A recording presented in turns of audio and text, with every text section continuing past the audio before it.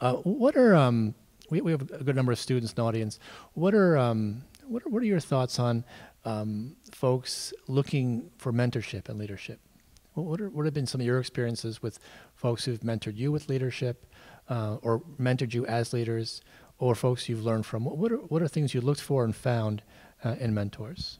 I think that it is really important wherever you are in your career, whether you're just starting out or you're on the other end of your career, to find people that are doing it right and learn from them. So whether it's a formal mentor program or not, seek people who are doing it the best and ask them, how are you doing that? And then if you're going to be a mentee, make sure that you don't just use up someone's time. If you're a student or you're a young person starting out in your career, or you're in your career and you're trying to move up, be thoughtful about the time that you've asked your mentor to spend, and do your homework. Make sure that if they've said, consider these 5 things, that you really do that, because your mentor is not going to do it for you. And oftentimes that's where the relationship, they're expecting all the answers to be given by the mentor, instead of saying, let's explore how you can get better by doing these 2 or 3 things. And I guess just tying in with my own personal experience is that I have a tendency, I'm a lone wolf. You know, I was a public defender and I had a client and I had to, you know, save the day with the client. And I have real trouble asking for help. And so the thing I would encourage, if people out there are like that and wanting to be mentored and afraid to ask, I would just encourage you to ask, because I can't imagine, if you're asking the right person, that you would ever be turned down. The people that have something of value, that it's just immensely gratifying to have somebody come to you and say, gosh, I really like to learn from you. And so if you reach out to people and you genuinely want to learn from them, I think more often than not you'll meet with a favorable response. So I would say, never be afraid to ask.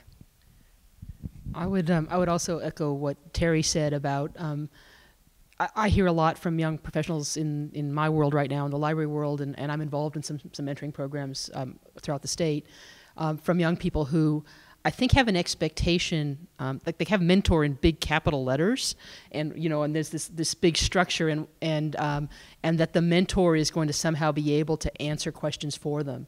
And that's really not what it's about. If I think about the people I've learned the most from, they've been people who I've seen either something that I wanted to kind of explore further because I saw that they were doing something that I wanted to learn how they were doing it, or I saw things that that they were, that they were at least open and approachable. And I didn't always call it a mentor. They were people who I respected and who I would sometimes reach out and just say, let's have coffee. Sometimes they were my bosses. Sometimes they were colleagues. Sometimes, so don't expect that like there's this big formal structural mentorship program. Look for people who are doing things that you think are good things, and don't be afraid to approach them. The other thing I would say is whether you call it or not, a mentor or not, throughout your career when you have those moments of doubt, it really helps to find somebody else who believes in you. And who can just give you that little bit of reassurance sometimes that it's okay, and that that they believe that you have what it takes to face the challenges down. And you don't know where those people are going to come sometimes, but keep your eyes open for them. Excellent. Let's just think about 2013, and you've all had you're in the midst of great careers. What do you think are particular leadership challenges to this time in your sectors or that you've observed in society in terms of folks who want to be leaders? What are some of the biggest challenges they face in 2013?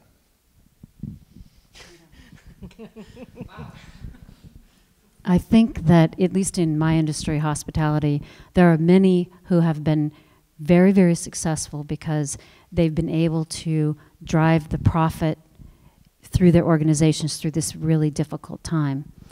But now, what do? You've driven all of these costs outside of your organization. How do you rebuild your organization and not pile all those costs back on? And I look at some of my colleagues in our company, our company is national company. And I think that the people who will be successful will be the people who have emotional intelligence that they can pair with that analytical intelligence that they had that got them to the point where they're still employed through a really rough time.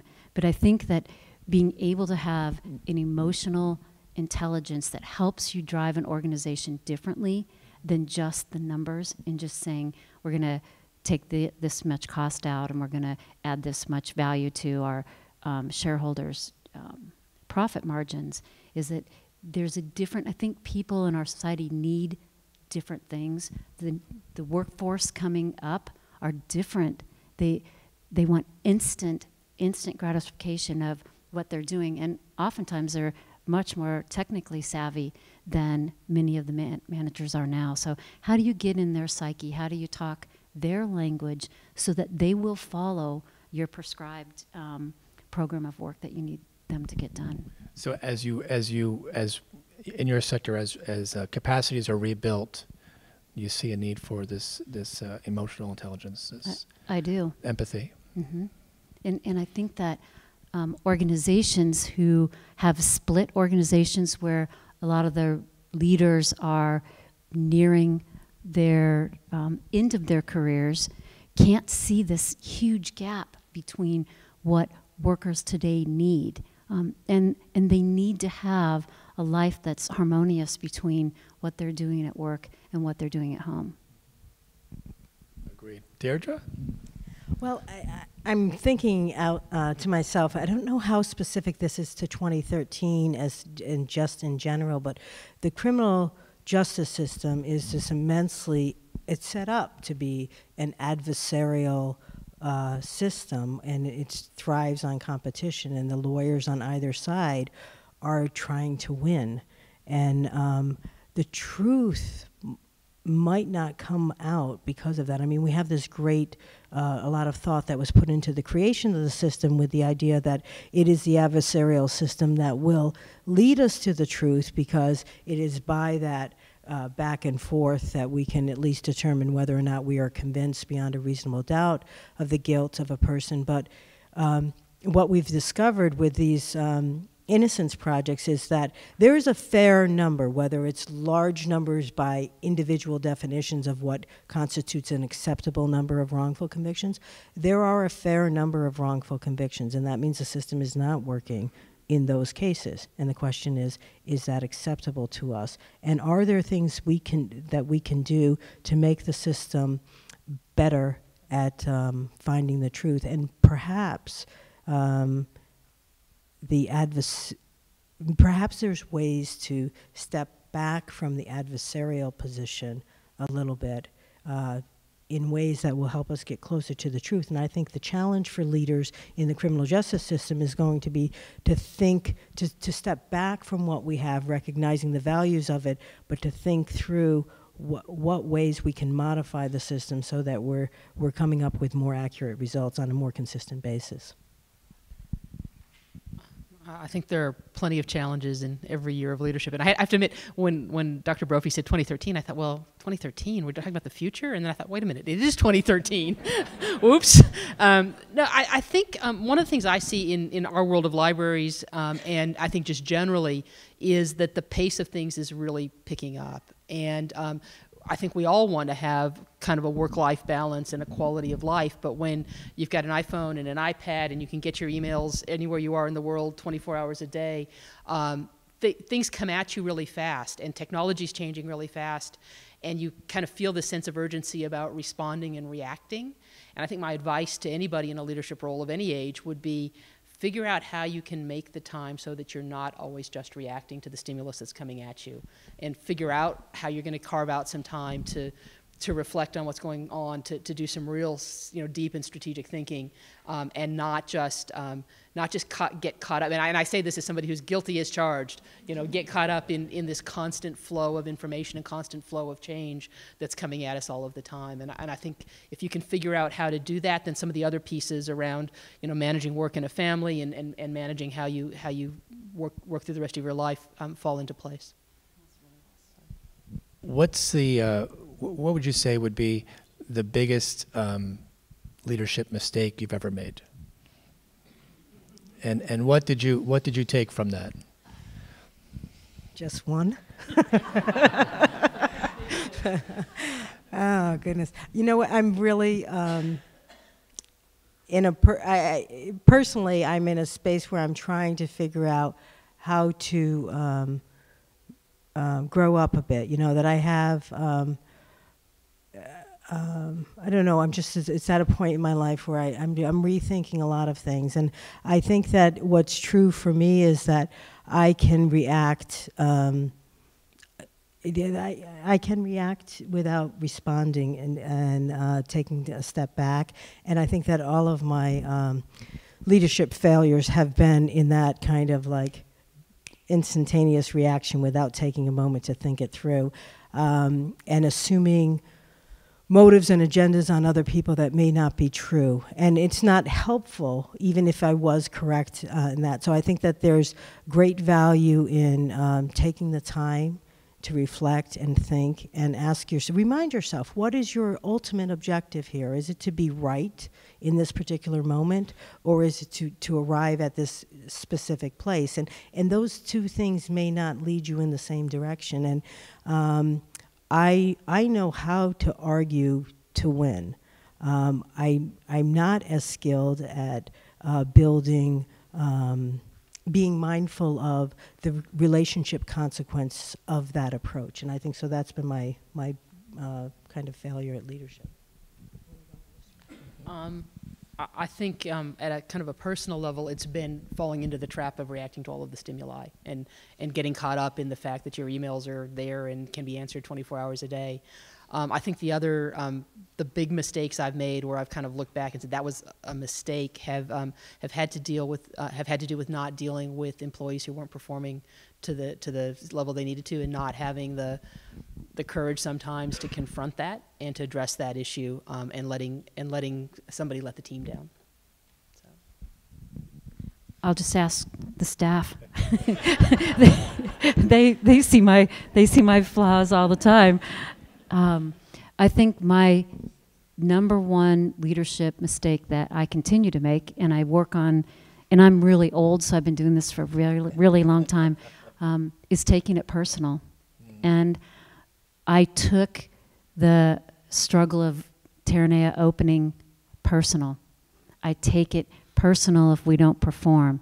I take it personal if our staff doesn't get recognized when I think they should get recognized. And when you can set that, when I can set that personalness, if that's a word, on the back burner and focus on what I can control, and you said that earlier, I'm a much better leader, because then I'm no longer principle-based of making my point of why we're right or why somebody's been wronged. And if I can separate that, I'm a much better leader, because I'll think more strategically in that regard. And how, I'm sure most of us struggle with that at some point in our life. How do you, what mechanisms do you use to try to establish that for yourself, that differentiation between your leadership and then the more personal part of it? I try to understand that it's not about me.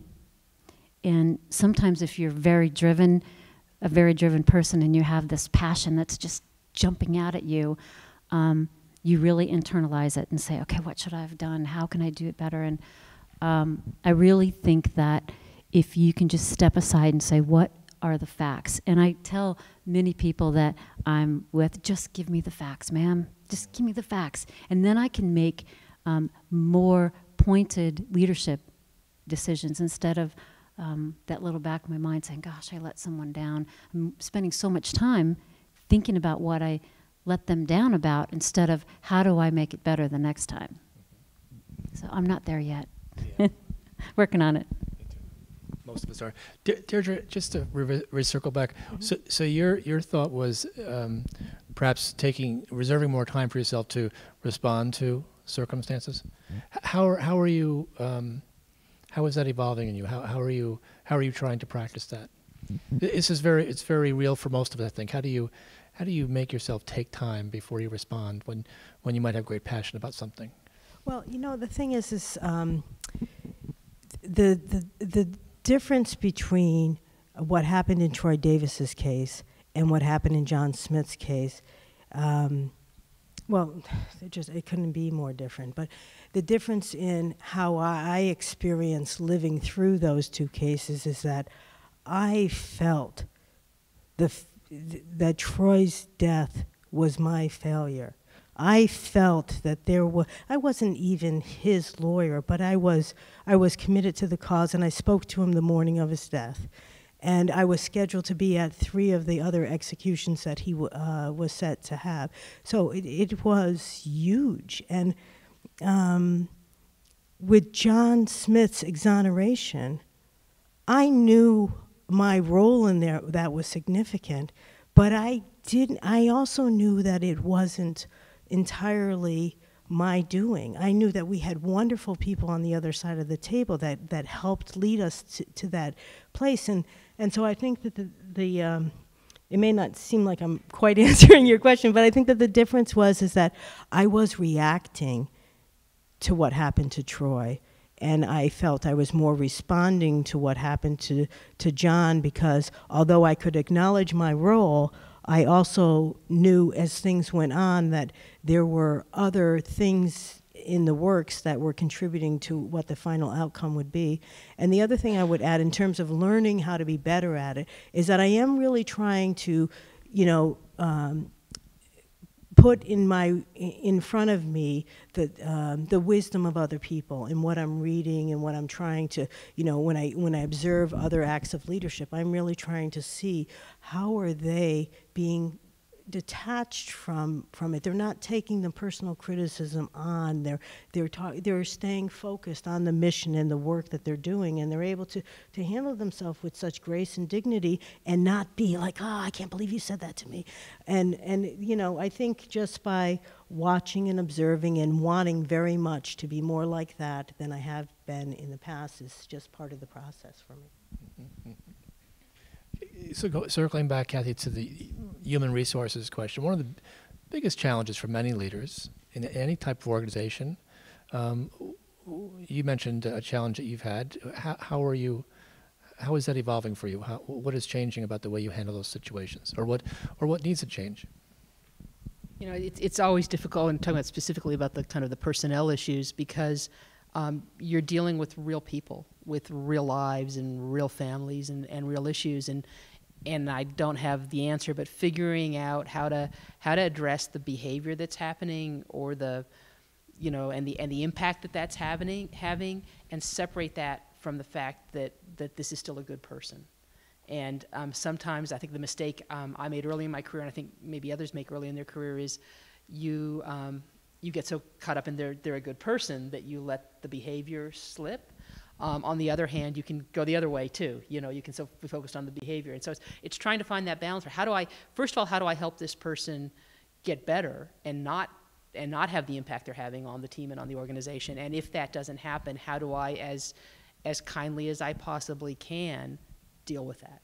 Mm-hmm. And that could mean a lot of things. That could mean disciplinary action. That can mean a lot of things that have serious consequences for that individual. And there's no answer for that. It's just hard.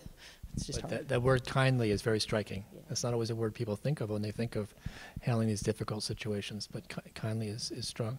Most people want to do a good job, in my experience. I don't know that I've met anybody in my career who doesn't want to do a good job. But if they're in the wrong job, or they maybe just don't have the skills, or in some cases the emotional intelligence that they need to do that job, that's tough. That's tough. So. Where do you, this is a very different question, when you, whether it's a song or a book or a movie, where have you, what things from the arts or culture have inspired you, or do you return to? Are there books that you return to, or movies that you return to, or music that you return to, or visual arts? Are there things in that part of our culture that have either inspired you about leadership, or that you return to for inspiration? Wow. Anybody want to give it to me? I say mean, wow because I feel like that's a part of me that probably I don't, that's a part of the world that I don't pay enough attention to. So I can't, off the top of my head, you know, kind of think of a book or a song or a movie. Is there a leader in our modern times who in reflection you realize has inspired you, or that you knew when he or she was acting they were inspiring you? You know, I had lunch last Friday, I guess it was, with a group of other women who are in my position, which is, and one of my elected officials is here, so Jim, forgive me for what I'm going to say, but in my position of reporting directly to, in this case, a publicly elected board, but effectively being the CEO of our organization.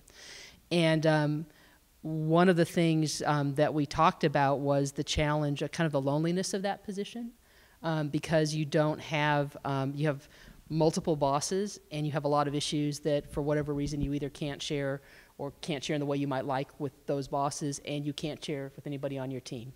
So I have found my inspiration often, it's not like, has come from watching other people in that situation, whether it was the CEO when I was in corporate life, or I have whoever's in the presidential seat, and whatever your politics are, I have enormous empathy and sympathy, and I wonder sometimes why anybody would want that job. You know, so I tend to look at other people who are kind of in analogous positions. I don't want to say I'm like the President of the United States, but are in kind of dealing with similar sorts of things, and see what I can learn from them. But it's not, I can't say, you know, Abraham Lincoln was my hero, and that's who it is. I don't have heroes in that quite that way. So that's me. Thank you. Deirdre. Well, if I could sing, I would sing it to you. But to dream the impossible dream from a man from La Mancha, I don't know why. That's like, I feel like my theme song. And I met a man when I was involved in union work who was being interviewed by a reporter, and they referred to him as Don Quixote, and he took it as a compliment. And I totally got that. I understood why that was not a slam and a compliment. I just think that there's something captivating about just knowing that what you're doing is the right thing, even though everybody around you knows it's absolutely wrong. It's just my theme song, so that's one of it. And then Justice for All with Al Pacino is another. Of course. You're lucky because there's lots of different versions of that song too. You can. Oh no, and I've listened to them all. Terry. Well, I would say music is anything Irish. I grew up in a large Irish Catholic family. I have 7 brothers and a sister. And when I get happy, I listen to Irish tunes. When I get sad, I listen to Irish tunes. When I'm just hanging around having a glass of wine, I know. And I think that someone that I really contemporary admire is Colin Powell. And you think about his lessons in leadership. You think about he had the courage not to run for president when you know he probably, regardless of what side of the aisle you sit on, he probably would have won. And he said, I have a higher cause I want to lay out to the community, you know, to the world, really. It wasn't about him. And if you read the way he goes about his life and himself, I admire that a great deal. Excellent. I don't think you're alone either. I think we're going to turn in a moment to questions from the audience. Maybe one last question. When students, for example, last semester, when our students studied leadership, one of the things that was, I think, interesting to them was coming to the realization that so much about leadership is contingent. That when they study different leadership theories, read different leadership books or articles, very often the summative nature of the article or the literature was, it depends. Mm-hmm. And that's, I think, difficult because you're trying to teach about leadership, you're trying to embrace certain leadership attributes, and yet you know so much about leadership is contingent. Mm-hmm. What have you found in your career about this? This it depends factor in terms of leadership and decision making. This contingent nature of leadership. Wow. It depends. Wow. Yes. It's true.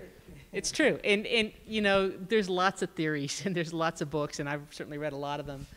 and then you get into real life. It depends, and you'll learn a lot by doing it. I think you'll probably you can learn some techniques and some tips and get some ideas from all of the great management literature that's out there. But if I had to say anything to somebody who aspires to lead other people, it's get out there and try it. You know, whether that's student leadership we talked about at dinner, or whether that's, you know, volunteer through your volunteer work, or whether that's, you know, you have the opportunity through your paid employment. Because it does depend, and in every situation where I've had a really knotty problem, there have been all these environmental factors and subtleties that the theory didn't prepare me for. So it does depend. Right, and I'm so kind of stuck in this, it's all inside you kind of place of my life, but I think my best, most inspired moments of leadership have come from getting to a place where I can just quiet the noise and listen to what's in and kind of go with intuition. And I'm not suggesting that every time I do that it works out 100%, but I feel like that there's something genuine and real about getting to that place and thinking about the overall objective. So it depends I'm more comfortable with it depends, because I think like it does really depend on the situation so much, and so I'm not. I guess I'm not conflicted by that, but maybe I don't know much about leadership theory. I think you need to be a student of leadership. You need to read, as Kathy said, read everything that you can about leadership to prepare yourself for those it depends kinds of situations, and then it's half intellectual and half intuitive, as you've just said. Yes, and sometimes when I'm faced with a leadership challenge that I'm not sure I'm right, I'll say to the person that I'm supposedly leading, I'm not sure if I'm right. So I always give myself sort of a sunset. I always say, if this doesn't work out, we'll revisit it at blank. Always allowing for both sides to have success in whatever, if I'm not sure. And I think then the other thing is just be kind. Just make sure, as Kathy said, make sure that the decisions that you're making, if it impacts another person, that you're doing it with the most dignity you can, regardless if it's a very, very hard decision that you need to make. Leave them with their dignity if you have to, switch their situation, or as we like to say in our organization, go from being an employee to a guest. So it's not very nice, but. Well, let's take a moment. Thank you. Let's take a moment just to gather up some of the questions that we have from folks who've come to see our speakers tonight. Make them easy. Thank you. Right. You wanted me to say that, right? So here's a good one. What sacrifices have you made where your family has had to support you? I suppose what sacrifices regarding your career or about leadership that you've made where your family has had to support you?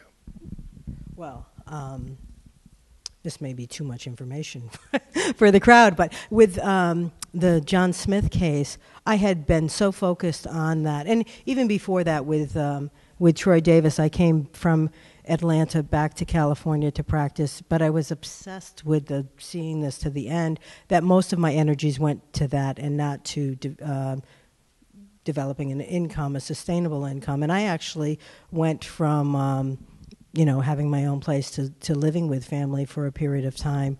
And it was wonderful, because the one thing that I got out of that was that the family members that I stayed with were absolutely inspired and supportive of my dedication to see this out. And they were trying to balance that with, is there a way you could do this and still make money? But I had the support of the family, and it was a wonderful time because it gave me the time to be to take the time with to sort out what was going on and how I was feeling and processing all this information. In my family, in my relationship, I'm been for really virtually all of our marriage I wouldn't say the only breadwinner. We both have jobs and we both have careers, but my career has taken precedence. And so we've moved all over Australia, New Zealand, Kentucky, California, and my husband has made the great sacrifice of being what I call the trailing spouse. He's managed to find employment, fulfilling employment everywhere we've gone, but his career has definitely taken a backseat to mine. And it's worked for us. I think he's not here tonight to say, so I can say that. I think it's worked for us. I think I really I admire and I wonder about the couples where both people are in these super intense, high-powered careers, because I really don't know how we would have made our relationship work that way, because he's had to take care of some of the things at home and other things that when I was consumed with what was happening at work. I think my husband gets a gold star. I met him, this is going to sound really sappy, but I met him when I was 15 and a half and he was 16 and a half. So not only did we grow up together, we grew up together. And so he watched this passion that I had from when I was 12 years old. My whole career has been focused on what I do today. And I'm so grateful that he had a career that could move with me. He was a pilot, so he could post wherever. He could just bid for another city. And we often joke that we're still together today because free rooms in hotels and free flight. Why would you mess this up? But really, he's had to sacrifice a lot for me, and I'm very grateful to that. The next two questions, I'll share them together because they center around a common theme. First is, do you think you faced more leadership challenges because you are female? And the second one is, what is a mistake or choice you see women make over and over that really hurts them professionally? So two big questions, but I'm sure there were challenges and choices and things that you saw presented to you, but also to other women leaders. What are the patterns here? Challenges, mistakes that women may have, in particular. God knows men have many challenges. So we're curious about the women's.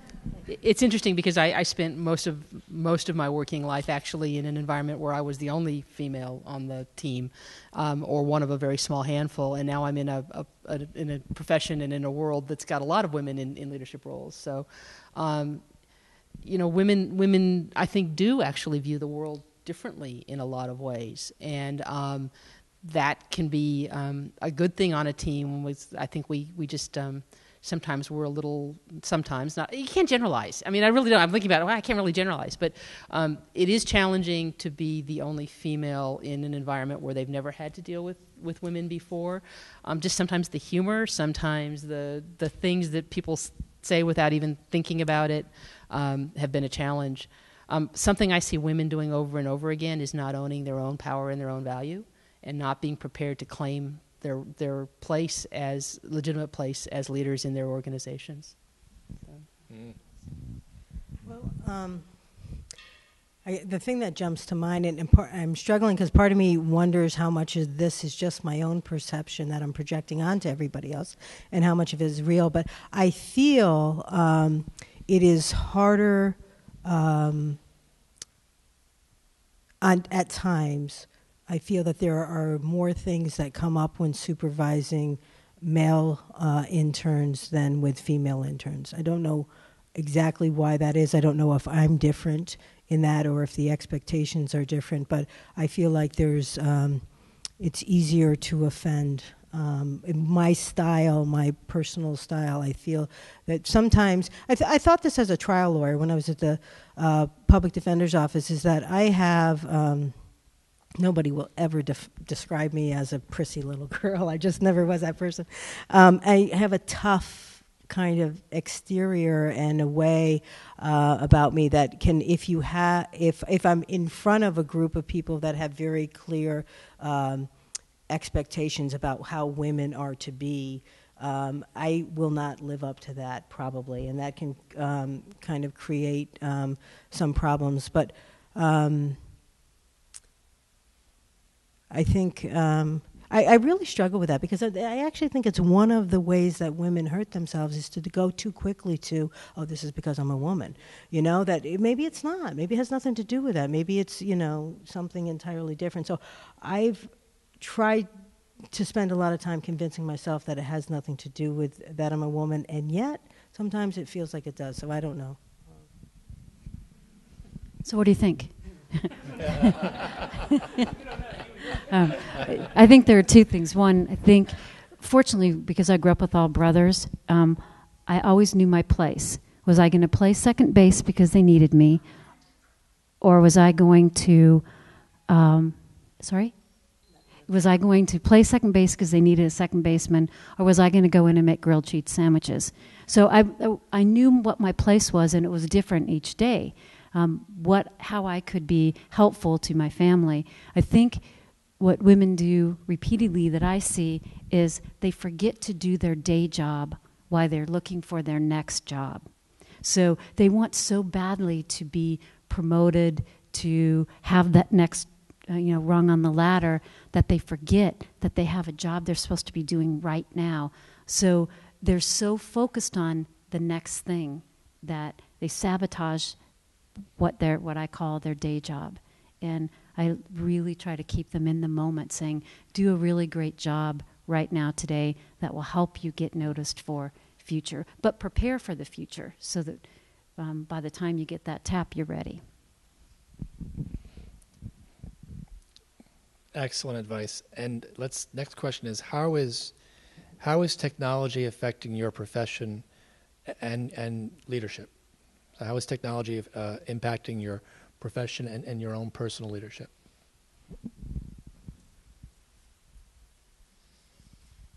I'll start. I'm totaled. I mean, the people coming into our industry today are very savvy, very technically savvy, using all kinds of systems in order to manage their business. I've had to really work hard to stay relevant in that area. I think the other thing, as Kathy mentioned, is that having a BlackBerry, knowing that 24/7 you're watching it, and making sure that your family doesn't feel like that's all you ever do. So I do things like I hide my BlackBerry and go into the bathroom. I think my husband thinks that I have a problem or something because I'm always in the bathroom or in my bathrobe. I don't think you're alone with that one. But you find ways to sort of sneak so that you feel like you're really home with them. But if that works, I know. So I guess I was going to start by saying I think this is more of an age issue than a gender issue. But I'm terrified in some ways of technology because I don't know what the heck I'm doing. And so when younger people come into the office and have ideas, I'm like, I need to know more before I can make a decision about it. So that's a failure on leadership there, just to not know. I probably need to take some classes. But the other side of it is just being so accessible and having people be able to get at you so easily with email. And I have my email, like everybody else does, to the phone. And I'm always working, and I feel like the balance that you talked about and prioritizing, that's a real challenge in that regard. So I'm very aware of that. I don't have current solutions in place, but I'm aware of it. A ditto to all of those things, and I said it before in terms of technology, but how it's changing my work world and my profession is actually really profoundly, because right now I'm in the information business, and there's a lot of changes, a lot of things that are still evolving around the shift to digital information and ebooks, and what do ebooks mean in the library world, and there are legal issues and copyright issues and licensing issues and commercial issues that are really having some will have profound impacts on our profession. The other thing that's happening in our world, and I see Mary McMillan in the back, is, as a profession, librarians have some really deeply held values, particularly values around privacy. And this is an age, and as technology becomes more prevalent in Facebook and Twitter and all of that, the social and cultural expectations around privacy are changing, and we're trying to figure out, what does that mean? When we have something that we value so highly, and maybe the rest of the world doesn't value it as much anymore, is willing to share things in a way that seem pretty foreign to us. And then ditto to you can be easily consumed 24/7. So my answer to that has actually been to take up swimming, because it's hard to take your BlackBerry or your iPhone into the pool. But yeah. That's going to be one of the takeaways from tonight, Kathy. I can feel it. Can you share with equal passion and eloquence a great followership experience? Can you share with equal passion and eloquence a great followership experience? Yeah, I think it's a good, interesting question. Followership.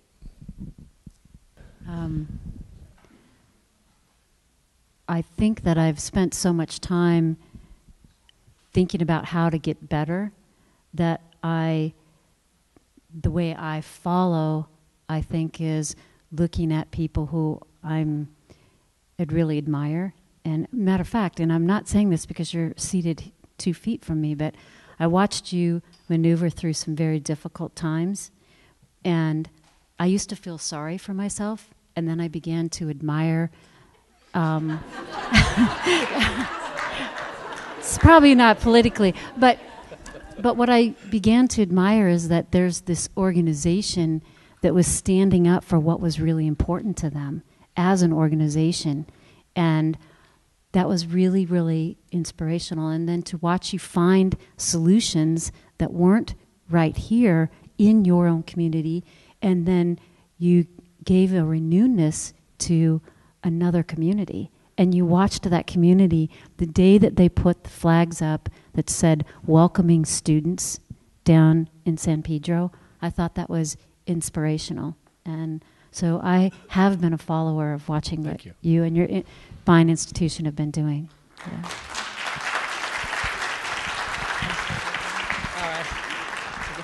I think it's actually something I'm experiencing right now. We've been doing a lot of work in my organization on really how we work as a leadership team together with my staff, and we've done a lot of work on being honest with each other and building trust and giving honest feedback.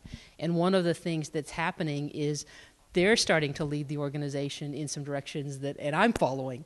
Sometimes I feel like I'm running really fast just trying to catch up. But when you have great people and you're able to create an environment together where people feel that they can pursue their passions, then part of the leadership lesson and followership lesson is letting go and letting them just do it. And so I don't know quite where some of these are going to lead us, but we're trying some new things, and it's just amazing to see my staff at all levels in the organization step up to lead in their own ways a whole lot of different things that are going on at the library.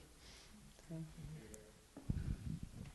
I am really struggling with this one, and the only example that I can think of is with my daughter, and I'm wondering what this says about me in terms of professionally, that I can't grab a hold of a time. I'm sure there are, but they don't stand out in my mind. But I think when I've been the best at it with my daughter, she's 9 years old, is to really, when I'm in these moments where I'm really truly trying to understand her perspective, and I feel like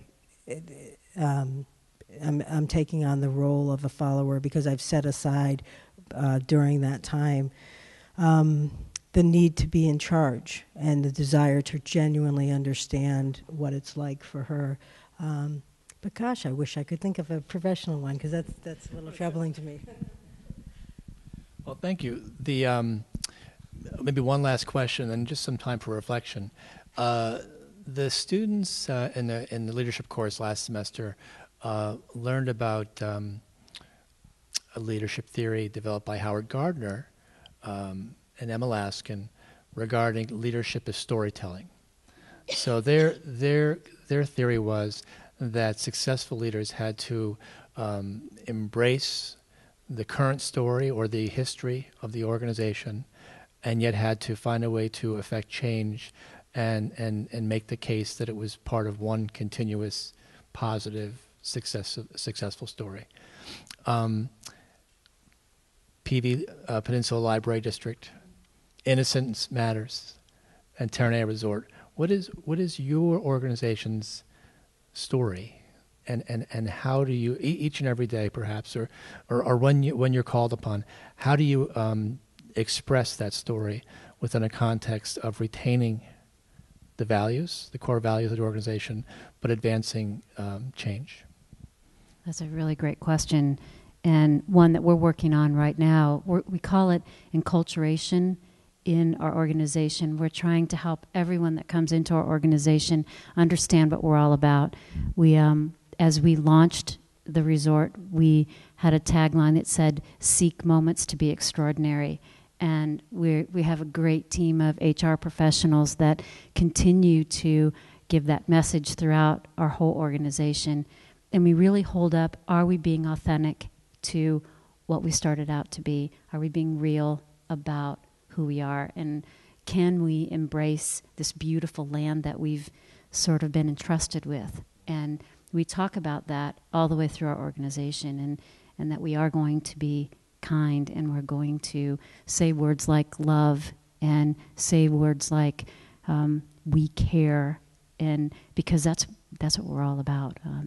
So it's hard work, but again, I have several people in the audience tonight that do all that hard work, so I don't have to. But it's really important. It's really important for people to say. But your organization takes the time. Absolutely. I think that you have to have a brand, and you have to be able to articulate that brand. What are you going to stand for as a person? What are you going to stand for as an organization? And that's what we're trying to do, so that we live into time and people can say, I understand what they're all about. And so Innocence Matters story, we're a young organization, so it's still evolving, but the basic premise of our organization is that the Troy Davises of the world are not flukes, and that we owe it to all of ourselves to make sure we get it right. And there are ways in which we can prevent wrongful convictions, and we need to step back and think about them, and we need to be willing to try to do it differently, because the way that we're doing it and our kind of desire to want to speak well of the people involved in the system, whether they're prosecutors or defense lawyers or judges, may prevent us from seeing the root of the problem. I'm a career public defender. I have nothing but a great sense of allegiance to the people that work in those offices. I think it's one of the most noble things you could do, and there's so many people there that I admire. And yet, our mission, our organization, in some ways, can feel a bit of an affront to public defenders, because we're saying there's something that's wrong, there's something going wrong, and we need to fix it. And we certainly it's certainly not our intended message to blame any one group of people, but we do think that the responsible thing is to show when there's an error, and if it does fall in the lap of the public defenders, as much as I personally have such a great connection to the group, that we need to face that, because we can't get to a different place unless we face what the problem is. And the other thing is that we are trying to think about ways to do it differently, and not wait until the end, 15 years later, and then look at the case, but to prevent it in the beginning. And so our story is about innovation, and it's about taking responsibility without making it so much about blame. And we are, like I say, we're evolving into finding ways to do that so that it can be communicated in the most comfortable way possible. I guess I'm fortunate because public libraries have been around for for a long, long time, thousands of years, and public libraries have also been around for a long time. So our story is, my story and the story of our organization is very similar to that of other public libraries. And what we do at our heart is we give people, whatever their background, whatever their economic circumstances, whatever their education level, whatever their race, we give everyone the opportunity to have access to information and resources so that they can better their lives. And that changes. E-books are a different method than print books, and now we're doing more digitally, but we're still doing a lot within the four walls of the library. How we do that, the methods sometimes change, and the format sometimes change, but at the heart, that's what we do, and we're going to continue to do. So our final conversation, we've spent about 75 minutes together. So your final reflections, and perhaps what you learned tonight, what you learned from your peers and from others tonight, and final reflections on our evening together. I guess for me, it's and I've experienced this before. Forcing yourself to take the time to think about your own career and your own experiences. I think of things I think of myself in a different way every time, and that certainly happened tonight. It's amazing to share the stage with these two, with both amazing, incredible leaders in their own right. So I wish I was actually in the audience listening to them instead of up here. This is amazing stories, and Deirdre, the passion for what you do, and your story about just following that passion and knowing in your heart of hearts that that's what you're doing. You're on a righteous path. It's really, really powerful. I guess the thing that I spent a lot of time thinking about what I would say before I got here, and thank God the first runs didn't come out. They were very lengthy.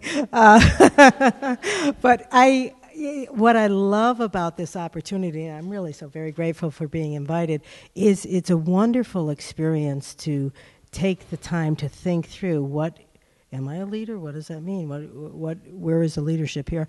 And to imagine all of the other examples of leadership that are out there in the audience, and to have now this kind of renewed thirst for wanting to find that and identify that in everyone, because I think everybody that's here could be on this stage and tell a really wonderful story. So I'm delighted to be here, and it's been a great experience. Thank you. First of all, thank you so much for having me.